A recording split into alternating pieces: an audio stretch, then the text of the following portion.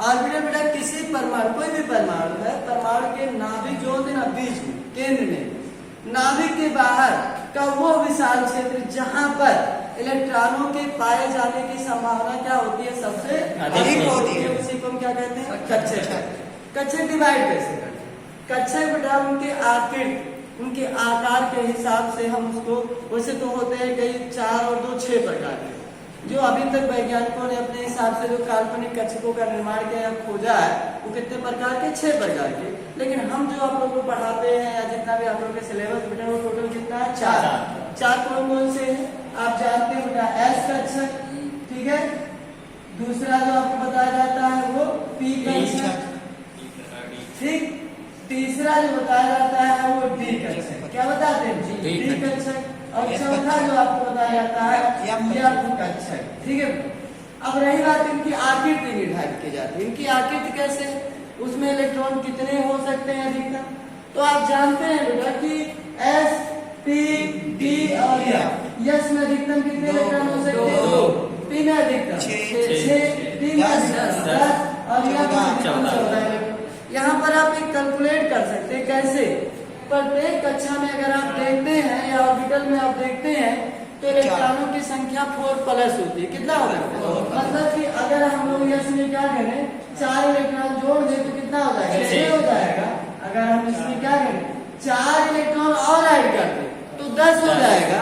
और पुनः अगर हम डी से अलग कक्षे में अर्थात कक्षा में जाते हैं तो यहाँ पर अगर हम प्लस और 4 इलेक्ट्रॉन ऐड कर दे तो कितने हो जाते हैं, 10। अगर भविष्य में कभी भी JH ऑर्बिटल के बारे में कि अगर ये आया केमिस्ट्री या हमारे रसायन विज्ञान में अगर परिवर्तित होकर के आया कक्षक, तो आप जानते हैं कि इसमें 14 में से अगर हम 4+ कर दें तो कितना होगा, 18 इलेक्ट्रॉन होगा। और इसमें अगर होगा 22 इलेक्ट्रॉन होगा, मतलब यहाँ पर भी +4 इलेक्ट्रॉन बढ़ेगा, ठीक है। ये सब बताया जाता है इसलिए क्योंकि हमें भविष्य में कभी भी, इसीलिए कहा जाता है कि रसायन विज्ञान अभी भी क्या है, इनकम्प्लीट है, अपूर्ण है, रसायन विज्ञान कभी पूरा ही नहीं हुआ। क्यों नहीं हुआ, क्योंकि भविष्य में परमाणु क्या होते हैं, बढ़ते जाते हैं, इनकी खोज बढ़ती जाती है। वैज्ञानिक आया, एक नया वैज्ञानिक आया, उन्होंने एक नया परमाणु खोज निकाला, अब पता चला कि उसमें इलेक्ट्रॉन मान लो 120 हो गए, 125 हो गए, तो भविष्य में अगर ऐसा होता है तो इन कक्षकों को आगे भी इनका अध्ययन कराया जाएगा। कहते हैं बेटा कि फिर कहा जाता है कि ये जो कक्षक होते हैं वास्तविक रूप से इनका आकार कोई ना कोई होगा, तो इन आकारों को निर्धारित किया गया। तो जैसे जो यस कक्षक है इसका आकार कैसा बताया गया वैज्ञानिकों के द्वारा कि ये गोल होता है, कैसा होता है, गोल आकार होता है। फिर दूसरी बार बताया गया कि जो पी कक्षक होता है इसमें अधिकतम 6 इलेक्ट्रॉन होते हैं, इसका आकार जो बताया गया वो डम्बल बताया गया, कैसा बताया गया, डम्बल आकार का बताया गया। तीसरा जो होता है डी कक्षक, डी कक्षक का आकार डबल डम्बल बताया गया, कैसा, डबल डम्बल, मतलब डमरू के जैसा, डम्बल माने डमरू के जैसा आकार होता है। लेकिन बेटा यह कक्षक का आकार इतना जटिल होता है, इतना कठिन होता है कि इसको हम लोग वास्तविक रूप से अगर इसकी संरचना हम बनाना चाहे बोर्ड पर तो सही तरीके से निर्धारित नहीं कर सकते। अतः इसके बारे में ज्यादा हमें जानकारी नहीं है क्योंकि इसको वैज्ञानिकों ने ज्यादा सही तरीके से इसके बारे में डिस्क्रिप्शन ही नहीं दिया, इसके बारे में बताया ही नहीं। तो हमें इसके बारे में भी न जानना है, हमें यहाँ अगर पढ़ना भी है सबसे सही तरीके से तो किस कक्षकों के बारे में, इन 3 कक्षकों के बारे में, खास करके कौन कौन बेटा, यस कक्षक, पी कक्षक और डी कक्षक। अब आती है बात बेटा, ये तो बात हम लोग कर लिए किसकी, यस कक्षक, पी कक्षक अर्थात ऑर्बिटल। ऑर्बिटल की परिभाषा क्या बताया बेटा आप लोगों को कि परमाणु के नाभिक के बाहर वो विशाल क्षेत्र जहां पर इलेक्ट्रॉनों के पाए जाने की संभावना सबसे अधिक होती है उसी को क्या कहते हैं, कक्षक कहते हैं। और ये कक्षक क्या बेटा, ये वृत्तीय पथ में रहता है, कैसा, वृत्तीय पथ में। और इसी कक्षकों में इलेक्ट्रॉन क्या होते हैं, डिवाइड होते हैं, बटे होते हैं और उसी के चारों तरफ क्लॉकवाइज और एंटी क्लॉकवाइज जो है वो गति करते हैं। ये तो हो गया हमारे किसके बारे में बात, कक्षक के बारे में। अगली जो टॉपिक आती है हमारी वो आती है कि कक्षक के बाद आता है क्वांटम संख्या। क्या आता है, क्वांटम संख्या क्या है या इसके बारे में आप कैसे, संख्या के बारे में अगर हमें सही तरीके से जानकारी हो जाए तो हम किसी भी इलेक्ट्रॉन के बारे में हम सही सही जानकारी प्राप्त कर सकते हैं। इसके पहले हम लोग पढ़े हैं हाइजेनबर्ग का अनिश्चितता का सिद्धांत।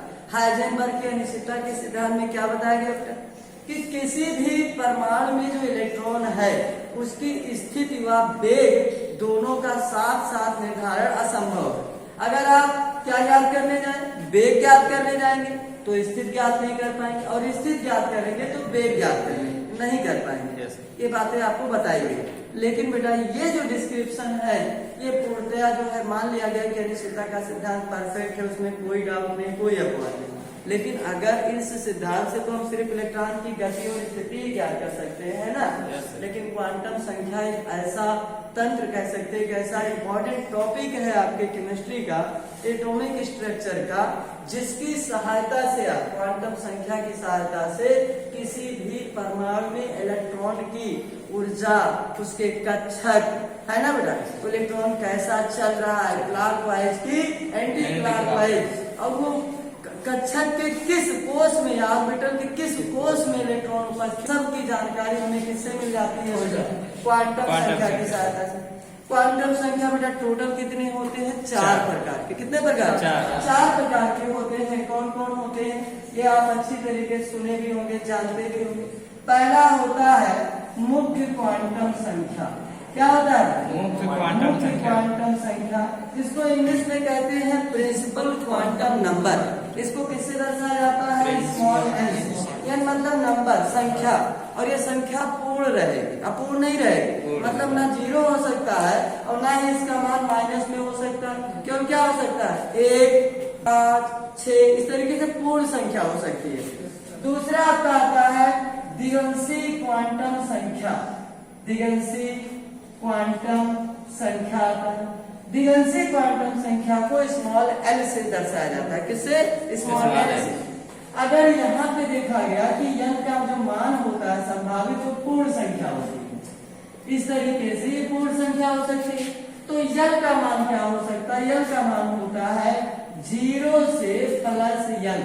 0 से प्लस n तक होता है। मतलब ये हुआ कि हमारे पास 4 कक्षक अगर हैं S, P, D, F, तो अगर हमें इसको निर्धारित करना है तो 0 से शुरू करके हम लोग इसका मान आसानी से निर्धारित कर सकते हैं।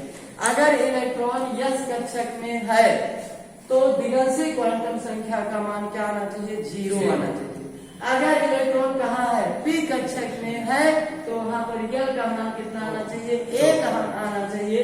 अगर द्विअंशी क्वांटम संख्या का मान 2 है, इसका मतलब ये है कि इलेक्ट्रॉन किस कक्षा में है? D कक्षा में है। अगर L का मान 3 आता है, अर्थात द्विअंशी क्वांटम संख्या का मान 3 आता है, तो इलेक्ट्रॉन किस कक्षा में रहेगा? संभवतः F कक्षा में। तीसरा आता है बेटा होगा चुंबकीय क्वांटम संख्या। क्या आता है? चुंबकीय क्वांटम संख्या। चुंबकीय क्वांटम संख्या जिसको दर्शाया जाता है, वैसे इसको इंग्लिश में कहा जाता है magnetic quantum number. Magnetic quantum number, और मैग्नेटिक क्वांटम नंबर का आप जानते हैं पहला अक्षर मैग्नेटिक का यह इसे दर्शा दिया जाता है यह, इससे स्मॉल एम से।